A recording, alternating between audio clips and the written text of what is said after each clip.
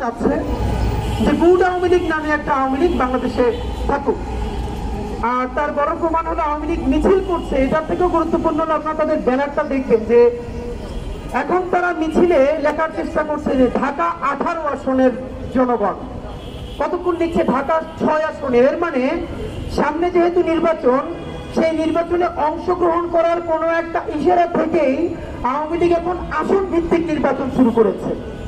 এটুকুন বোঝার জন্য বাংলাদেশের বড় পলিটিক্যাল সায়েন্টিস্ট হওয়ার দরকার পড়ে না যে রাষ্ট্রের সরকারের একটা অংশ এবং এজেন্সির একটা অংশের স্পষ্ট মতভেদ। আওয়ামী লীগ যেখানে 6 জনের মিছিল করতো সেখানে এখন 60 জনের মিছিল করতে পারছে এবং এই 60 জন থেকে হয়তো তারা 600 জনও বানাবে।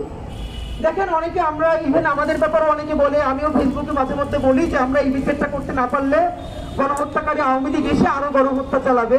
সেই জন্য অনেকে মনে করে আমরা মনে হয় মরার ডরে বাঁচি না, বেঁচে থাকতে চাই, এই জন্য আওয়ামী লীগ এসে মারতে না পারে, এই জন্য সবারই সারাদিন বলি।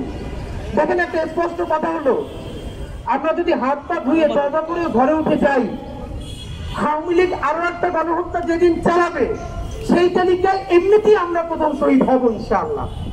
এইটা হওয়ার মধ্যে আমাদের কোনো গ্লানি নাই, কোনো ভয় নাই, আমাদের কোনো ধরনের বাধা নাই। কিন্তু আমরা যেটা স্পষ্ট বলতে চাই, শহীদ মানে শাপলার মতো চক্ষু বন্ধ করে কাউরে কিছু না বলে মরে যাওয়ার মতো দিন বাংলাদেশে আর আসবে না। আমরা যদি মরে যাই, আমরা আরো শত শত হাজারো হাজারো শুয়োরের বাচ্চাদেরকে সাথে নিয়ে বলবো, আমাদের রক্ত এত সস্তার হতে দিব না। যেই শাহবাগে বাংলাদেশের দেশপ্রেমিক জনতাকে ফাঁসি দেওয়ার বন্দোবস্ত করা হয়েছে, আমরা ইনসাফের রাষ্ট্রে দাঁড়ায় বলতে চাই, আমরা তাদের ফাঁসি চাই না, আমরা তাদের বিচার চাই। ইনসাফের বাংলাদেশে শাপলা গণহত্যার বিচার করতে হবে, পিলখানা হত্যাকাণ্ডের বিচার করতে হবে, জুলাই গণহত্যার দৃশ্যমান বিচার আগামী 36 জুলাইয়ের মধ্যে যদি শুরু করা না হয়, জুলাই জনতা কি করবে তা আগামীকালকে এইখানে ইনকিলাব মঞ্চদের শহীদ সমাবেশের ঘোষণা করেছে, যেখানে শত শত শহীদ পরিবার থাকবে, স্টেজে সকল শহীদ পরিবার অবস্থান নিবে।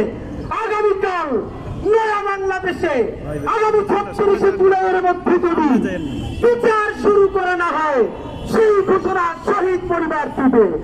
আপনাদেরকে নিজের খেয়ে নিজের পরে এই শহীদদের পরিবারের সাথে কিছু মানুষকে থাকতেই হবে ইনশাআল্লাহ। আপনাদের কাছে শুধু ওয়াদা নিতে চাই, সবাইও যদি বিক্রি হয়ে যায়, এমবাসির কথা বলে দিল্লিতে গিয়ে অবস্থান নেয়, আপনারা অন্তত 10টা মানুষ আছেন কিনা যারা জীবন যাবে কিন্তু বিচার থেকে নিজেদেরকে সরিয়ে নেবেন না? হাত তুলেন ভাইরা আমার। আল্লাহর কাছে ওয়াদা করছি, ইনসাফ নিশ্চিত না হওয়া পর্যন্ত আমরা রাজপথ ছেড়ে যাব না। বাংলাদেশ জিন্দাবাদ, ইনকিলাব জিন্দাবাদ।